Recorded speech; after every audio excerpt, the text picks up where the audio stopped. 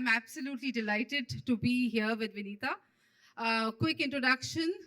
Vineeta actually needs no introduction, but I am delighted to be able to do this. Vineeta is the co-founder and CEO of Sugar Cosmetics, a really cool upcoming brand of beauty in India, one of the fastest growing. And as someone who myself led a beauty brand in this country, I can tell you this is not easy. Yeah, I led one of the skincare brands for Unilever. So this is not easy. And I think what you've done is absolutely remarkable, Vineeta. And so just to tell you a little bit more about Sugar, Sugar is a cult favorite amongst Gen Z and millennials, one of the fastest growing premium beauty brands in the country. It is actually present in 35,000 branded retail network with 540 cities. Vineeta is an alumnus of IIT Madras and IIM Ahmedabad. And she's also one of the much loved sharks on the reality show Shark Tank.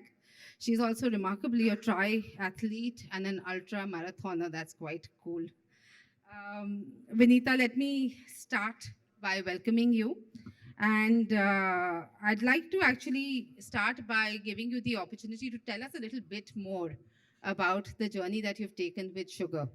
This is not an easy market, L'Oreal, Unilever. What you've done is actually absolutely incredible. So tell us a little bit more about the brand. Sure. Thank you, Kanika. Please don't grill me. I'm very scared of McKinsey folks. And when they worked at Unilever, it's very scary. But I'll do what I do best, which is talk about our baby, Sugar, which I'm very proud of.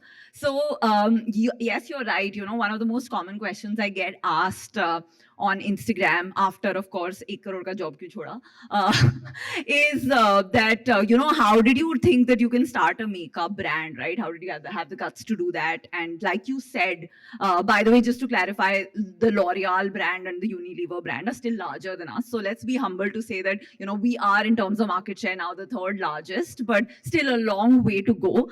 But I think the reason we managed to get here is purely because of our obsession with the young woman, and this started back in 2015.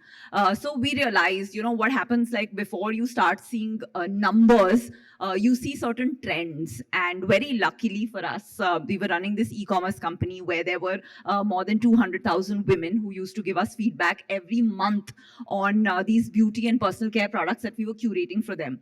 And we started seeing the trend that these younger women were so different from their moms. One of the biggest moats that's been for Unilevers and L'Oreals of the world has been the access to television advertising, because if you're doing 1,000 crore in sales, you can easily spend 200 crores, which a young starting brand can't. And the other, of course, distribution.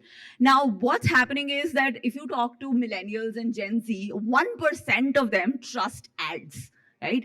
33% of them trust a blogger's review, but only 1% trust ads, right?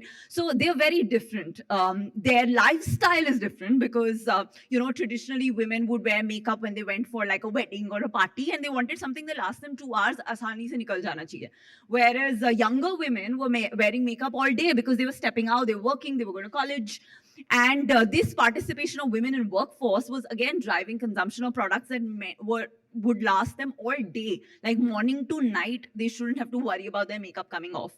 And the third, of course, biggest driver was the education. So makeup is still a nascent category in India.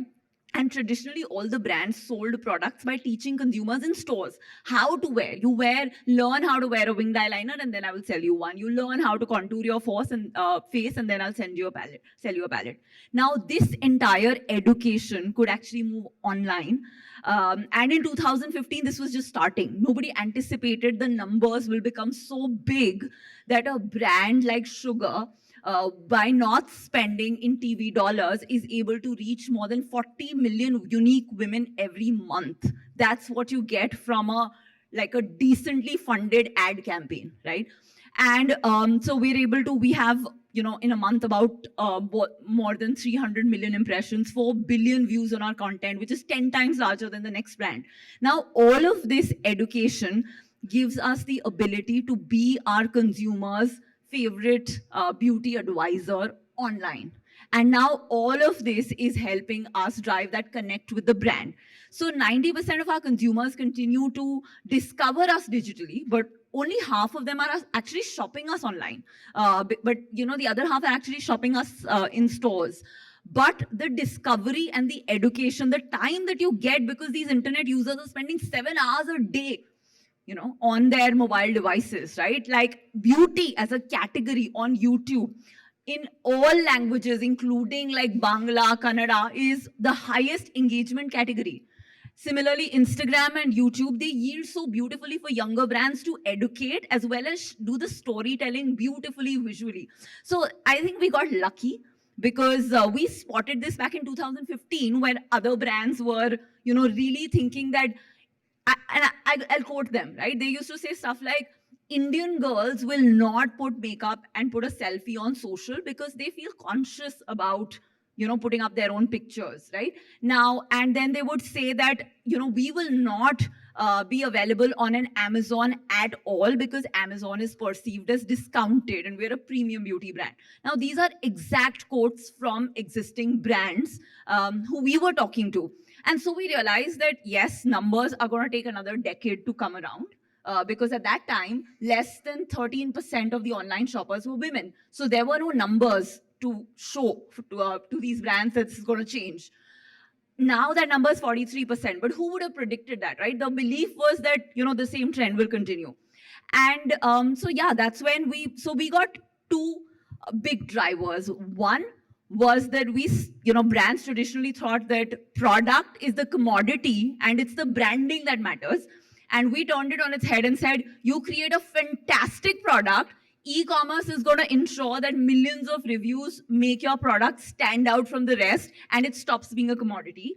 And bloggers are going to ensure that influencer-led discovery of product, because influencers care about what their audience think of them. They will care about recommending the right product, and that's going to drive purchase. So suddenly, the one thing that these brands thought was commodity, we obsessed about that. We obsessed about young women. We obsessed about creating products that work for young women. And that sort of, with the social media and e-commerce explosion, helped us grow. And the second, of course, is the distribution. That, of course, all of us here in this room know stopped being a moat once Amazon and Nykas of the world managed to get to about 15 to 16% of market share in a category like ours. I think what you said is incredibly insightful. And but I want to step back and say that, many brands started. Yeah. You became number 3. Yeah. So your pursuit of excellence obviously hides a lot of diligence and a lot of details that, because the wave was there for everyone to take, large brands, small brands, and many started the journey along with Sugar and you. But I think what you've done to create the third largest beauty brand in this market Makeup. is, third largest makeup brand. I wish beauty someday. Someday. But the third largest makeup brand in this market is quite remarkable. So I wanted to go a little bit deeper and say that, you were born in an omni-channel world or an emerging omni-channel world. The consumer looks, like you said, 7 hours at digital, but can shop 50% of the time offline. Yeah. So what are the big differences in the way Sugar approaches online versus offline? How do these two play a slightly different role, right, in the journey of a consumer? So before I tell you the technical answer to this, the right answer to this question about omni-channel, driving both channels, blah, blah, blah, which you all obviously know, you've been here since morning, I'll tell you the real, the honest reason. We hate discounts, right? So our philosophy is that brand building is like a multi-decade exercise. And when you're, brand building is all about trust. It's about consistency on various things, your packaging, your communication, your design, and these small things we obsess a lot about. The littlest of things, like how we name our products. We spend so much time, so many of our products have been named by me. Most consumers don't give a damn. They will call it a number 22 wali lipstick. But, we still think a lot about that, right? We think about, having design that's thumb stopping on their devices, as well as it looks great on shelves. So we feel that price is also a component of the brand experience, and where the consistency and trust is very important. And we suddenly, found ourselves in this situation where there were, like you said, like tons of brands launching every single day. And of course, the two my babs, as I call them, that control advertising, which is Facebook and Google. I hope they're not sponsoring this event. They were, they had algorithms which were so good that they could like figure out how to get your cost of acquisition all the way up to your average order value. And then it doesn't make sense, right, anymore. That consumer, that transaction doesn't make sense for the brand at all. And there was just this, pressure to discount as the only way to grow the brand. And we were very against it, because we said that, this, like, leaving the consumer in the suspense of figuring out where she'll get the right price and not having price parity is going to be problematic. If we have a multi-decade approach, it's good for my sales today, this month, this year, but not for the decade. And then we started really, we realized that the only way to really ensure that you don't have to heavily discount till the online market grows enough is going to be being available offline. Right? So very practically, luckily, as it turns out, offline drives trust. So, the moment we went offline, our online sales grew, and, that whole omni-channel behavior of like searching online and then shopping in stores and vice versa started showing up. So our, automatic average order value per consumer started going up. We started looking at offline as experience zones where we would have events, we would create a lot of content. We're launching 100th store of our own next week, which is, an approach that we, extends to that whole approach of education experience, driving brand building. So we think about offline as, it's still 85% of the market. It's important. You're telling a consumer that, you're going to buy a new brand. You're going to move away from your traditional, like 10 years, your family's been buying only from the levers, but now you're going to try a new brand. She's already taking a big risk, and, Indian women don't want to take risk. Now you're telling her, now buy it on my app. It's too much pressure. So we say that, okay, you buy us anywhere, just, try this new brand. And we find that, really, I love offline because the CAC is really zero. Once you figure out the, yes, you set up the store and you break even, then it's infinite leverage, right? Because every single time the consumer comes in, you're not really spending any CAC. So that was the real practical reason why we ended up. And it's worked beautifully for us. Very luckily, we started it before, offline also started getting very, very crowded. And these retailers, so when we first time went to the traditional big box retailers, they of course were like, what sugar, like you just have like, no, don't even have 100 SKUs. How do you make like shelf space, etc. But then they realized that, this was helping them get younger consumers. So they were also dealing with this issue of the average age going to like 38, 39 for them, which meant that, at a time, like as on date, 65% of the women are under the age of 35. So if you're a big box retailer where your average age is 40, then you have to start thinking about how to get the younger demographic, because then you're not keeping up with the times. And this sort of helped them get younger women into stores. And that, again, was a win-win for us, actually. I think there was a big bell. No, oh yeah, there was a bell. Can we go on for a little bit? Or the 5 more? Yeah. I have one big question. You've always mentioned that the role of content has been really core to the building of Sugar, and coming from a world where, magnum opus, 2-3 crore films are made, put on large screens, a lot of money is spent. Tell me, how is advertising? You mentioned 1% people trust advertising. So speak a little bit about how do you win consumer trust? Yeah. So for us, again, our realization was that these younger women don't care about glossy celebrities as much. They were more inspired by other real women, because, you're like, okay, this celebrity has like perfect skin and perfect lifestyle. The lipstick that works for her is going to look white on me because I'm 10 shades darker. I travel by local train, And I have to really like during my after every 2 meals, I don't have a makeup dada coming and doing my touch-ups, right? So I am, what I want out of a product is very different from what works for a celebrity. And there was this, which is the whole like 1% of them trust ads, and of course fewer young millennials trust celebrities, right? So one of the biggest shifts that we saw was the influencer. And now within influencers also, I think when brands decide we want to do content, they jump into saying, okay, who are the 1 million plus influencers? Let's send them from products, pay them 5 lakh rupees, get a post. But that's not how it works again, because they are also like, celebrities now, because their engagement is the lowest. So if you look at nano micro influencers, they have about almost 4-5% engagement, whereas these celebrities and these mega influencers have less than 2%. So we realized that there are these, women who genuinely feel passionate about these products, and they know their audience on a first name basis, and they are our best bet in terms of, they're the celebrities for us. And over a period, we worked with thousands of these women. And then, we internally have like this talent agency that spots the right influencer who is gonna fit for the sugar consumer in terms of being very real, not using filters, and having a certain level of engagement and knowing her audience really. And that really works. So we have a ratio of 1:6. So for every one piece of content we create internally, 6 times is actually getting sourced without paying a single rupee. We never pay influencers because, that's a bottomless pit. The moment you pay one influencer, then, there are like thousands of others, and then it becomes, again, the celebrity game, which we don't want to play.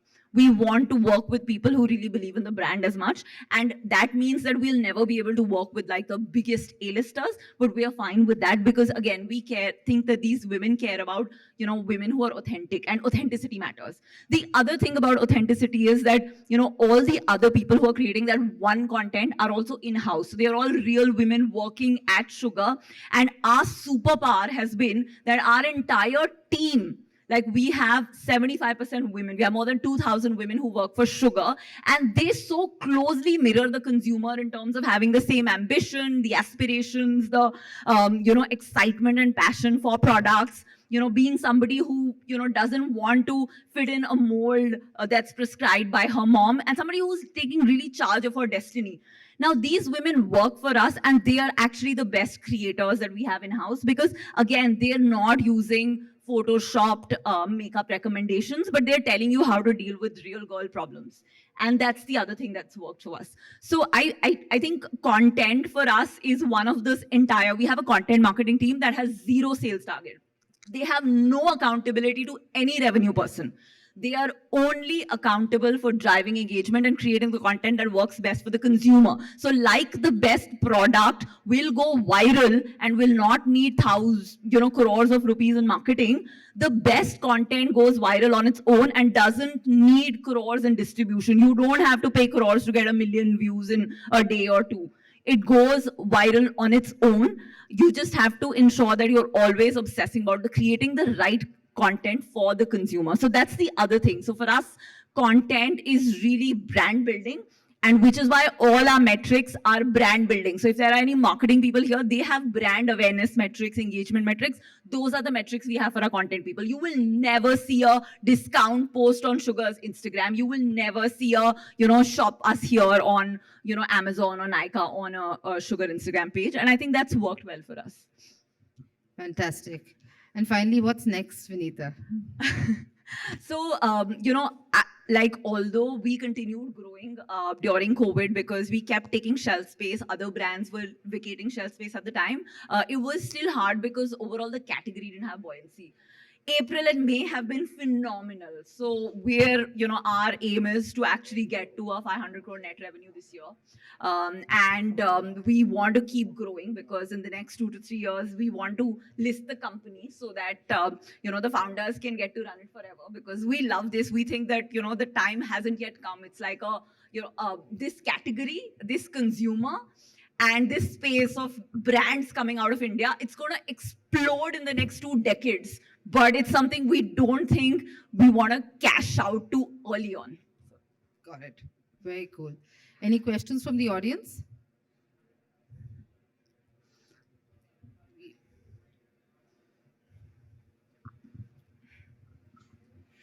कोई tension नहीं है, अभी भी समोसे खाए हैं हमारे volunteers ने, तो नींद आ गई है उनकी. Don't worry, here's the mic. Hello. Can you hear me? Yeah, hi. Hi, Vineeta. In fact, I wanted to put on a quick comment that this 15 or 20 minutes of discussion, it was kind of much more than the 2 years of MBA that I did. And the brand management understanding that I had, that was much more than what I learned in my 2 years of MBA. Thank you for that. Thank you. I also learned more by failing at multiple businesses than in my MBA. So I'm in the same boat. Amazing. Good to know that. In fact, my question was around the listing part only, but you already clarified it. Another point, in fact, I would right away like to know if there is an option of investing right away before even going to public. But that being said, I mean, how do you look at the organization apart from listing 5 to 10 years down the line? I mean, definitely building a brand is of course there, but going global, looking at the global market, entering that particular ocean, being a shark, is that your target? You basically wanted to ask the Shark Tank question. No, I'm kidding. No, so you're right. We are seeing about 7-8% of our business coming from global markets. But again, we think a lot about, we've created products for India. So they're not going to work directly on a Caucasian. They don't work at all, in fact, on Caucasians or, Southeast Asians, because, you have to really, you can't create a product that works for everybody. I feel that time is over. The future belongs to very narrow targeting and creating products for specific consumers in specific markets.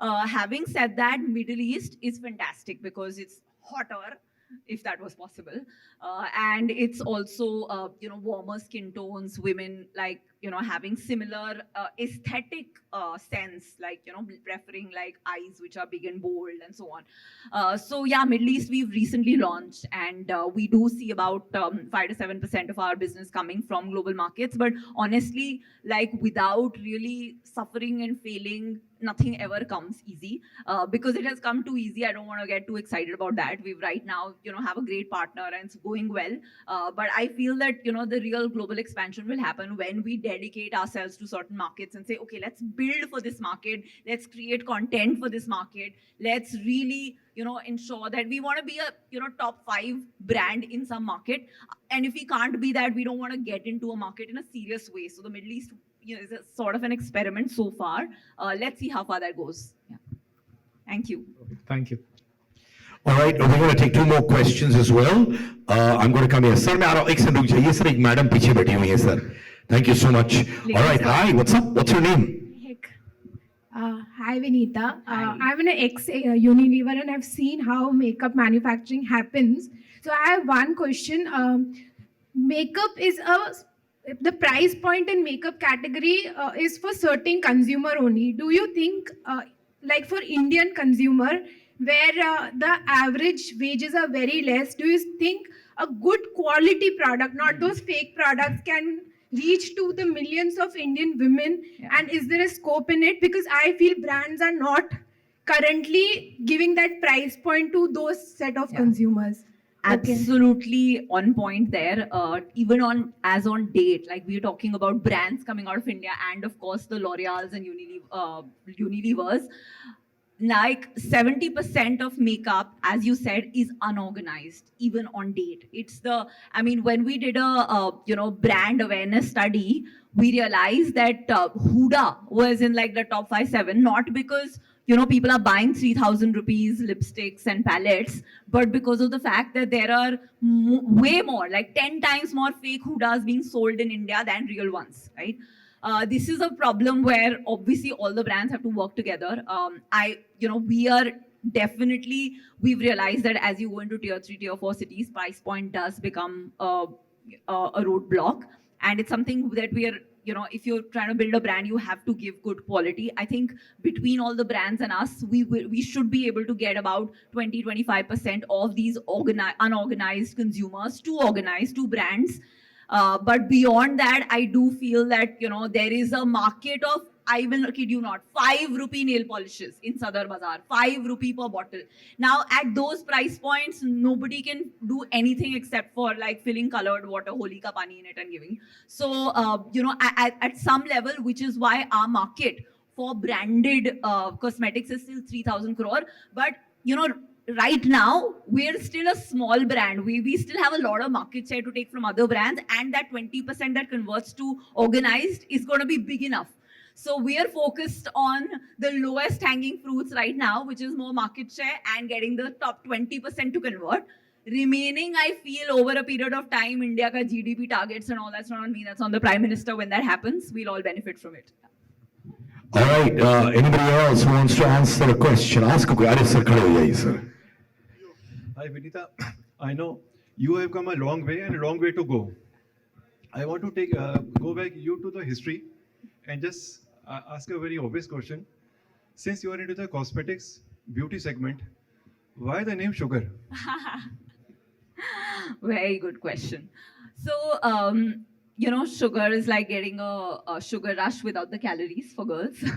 But that's not the real reason. Actually, when we came up with that name back in 2015, we wanted a name which sounds fun and easy to remember. And, it's a name that is easy to remember for anybody in the world. We didn't want to get restricted to a certain geography by having a name which is very complicated. Sugar is also one of those happy, sugar always brings happy thoughts for younger women. Older, of course, maybe later on I've had like... No, ये sir को भी sugar बहुत पसंद है, मैंने देखा है. Hotel के शुगर साशे जेब में रखे थे sir. But I've really had like at least 100 questions from retailers, distributors saying आपके product में चीनी है, diabetic लोगों को क्या दोगे, sugar free बना रहे हो क्या? So I realized that when we came up with the name, we didn't like speak to retailers in tier 4 cities. So that's learning, of course. Sir आपको एक्स्ट्रा शुगर दूं क्या चाय में? आप sugarcosmetics.com से भी ले सकते हैं extra sugar. Provided you have a category in it for it. Absolutely. Sir एक सवाल के बदले दो तीन comment. Love it. Okay, who else? Thank you, sir. अरे sir, I'll come. You want to ask a question? अच्छा, you wanted to punch me? ऐसे क्या? अच्छा ये. अच्छा तो ये आपके दोस्त हैं वहाँ बैठा के रखा है आपने की? हाँ. Thank you so much, sir. Hi, Vineeta. Hi. Just a quick question, I mean, now what the market is all like. Now what you know about the market, is there anything different that you think you would have done when you were starting off? I think in the first 2-3 years, we did a lot of this performance marketing, which we learned the hard way, doesn't scale beyond a point. I feel that, we would have started the whole brand building journey even beyond just content early on in our year one. And I do tell young brands that 80% apna budget, if you're a digital first brand, 80% of our budget put in performance marketing, because obviously salary deni hai, dhanda kamana hai and all of that. But that 20%, if you can start investing in brand building early on, I think that goes a very long way. It's one of those things which is hard to do for a short term, but very critical in the long term. I was just joking at another event that if you search for vitamin C serum on Amazon, there are more than 4,000 results, and all of them look like the same, like a bottle with a dropper. And so, and like I went over those pages, 60 pages, like 8th page, 9th page, and I'm like, what's the consumer going to do with like 4,000 types of vitamin C serum, all of them competing for the keyword on Amazon, vitamin C? That is definitely bloodbath. So the other advice I would give is, don't go where everybody else is going just because, this has worked for somebody. Find that opportunity where, you feel that you have the ability to create something unique, which is right for the consumer. Because what's happened is that, as somebody was joking the other day, it's never been easier to launch a brand than in 2021, 2022. But it's never been harder to build one. And if you want to build a brand, you have to have a reason for you to win. It cannot be the same reason that the other 3,999 guys are going to win. So I feel that two things, brand building early on, I would have done that. And second, don't get tempted. We ourselves, we keep saying, do the right thing, blah, blah. April 2020 was so hard, we started making sanitizers. I mean, that was the stupidest thing ever. We've still not finished that stock. It is just so tempting sometimes to, get like, oh, it's such a big market, everybody's talking about it, jump into it. But be thoughtful. Like, why would a consumer want sugar sanitizer, right? So, and some of those things you learn by just making mistakes. I wish we could make cheaper mistakes. We've learned how to do that now. Okay, last two questions. कैसे sir क्या personality है मजा आ गया sir Hi, good evening. So most of us know that in your D2C business, acquiring customer comes at a high cost. It's very competitive with the market nowadays. My question is Sugar Cosmetics profitable after all these years of operations? And through Shark Tank, you invested in a lot of companies. You advising a lot of entrepreneurs. What do you advise them? Is revenue important, even if you're spending on branding and not the sales part of it? Even then, I mean, is profitability important? When do we move into that? That was one question. The second one was, with all the exposure you've got with Shark Tank, Three questions allowed, eh? दो नहीं, questions, एक और दो question के लिए questions, 100 रुपए दे रहे हैं सर 100 रुपए एक्स्ट्रा दिए हैं दूसरा क्वेश्चन है कि शार्क टैंक में जितना विजिबिलिटी मिला है did that convert into sales and in how many numbers or You've in what definitely sense? been planted by my investors here. I'm pretty sure all the questions are like, No, it's very genuine. Profitability, I mean, we think is important. Yeah, doing a yeah. business. Sir I अभी also आप Baahubali part 3 बना रहे हैं 4 घंटे की film है sir okay, I'll It's a answer. genuine question. Yeah, yeah. Profitability important है Absolutely. नहीं है सुनना चाहिए. अरे रुलाओगे क्या we love you brother Love you too. First question, no, we are not profitable yet. And we were profitable before we started doubling year on year. And we did prioritize growth over profit. And we have prioritized it for another year because we want to take market share. We want to actually, it's a race to being the number one makeup brand in India. And we're really aggressively going after that. Having said that, it's a business which has like 70-80% gross margin.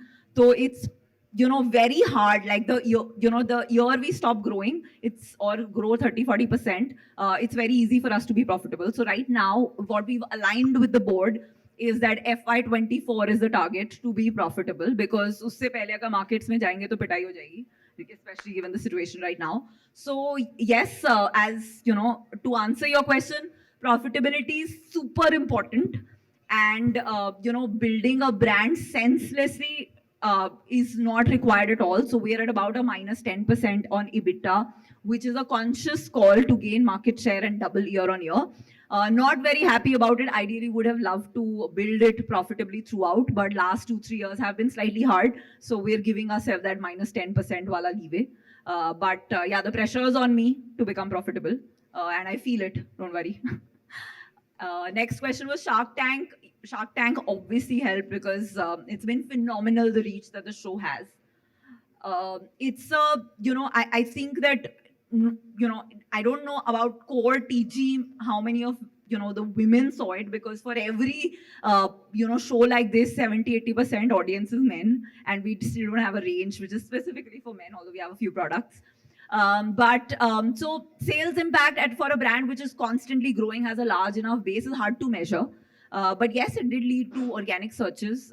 It has led to awareness amongst distributors, retailers. It's easier, lot of incoming queries. So overall, absolutely was super useful for the brands. Sales impact, not measurable. Okay. Just to the first question, I do want to mention that for most companies, when they launch a brand, it takes multiple years to actually break even and start making money, right? So, I mean, if you look at the most iconic examples, Coke and Pepsi in this country, took a couple of decades, right? So there is a growth period that one accounts for, and I don't think it's very unusual. So you have to look at the fundamentals. This is a category that can break even in its business model, and a 70-80% gross margin, of course you can. So I think the fundamentals come from there. Absolutely. And every additional consumer, is she breaking even or not? We are very particular. If you acquire an extra consumer and that consumer doesn't at a transaction level, that's not a sales we will do ever. But yes, if we know that, the company headquarter cost and the sum of the ATL cost nahi nikal rahi hai, we would probably do it for another year or so.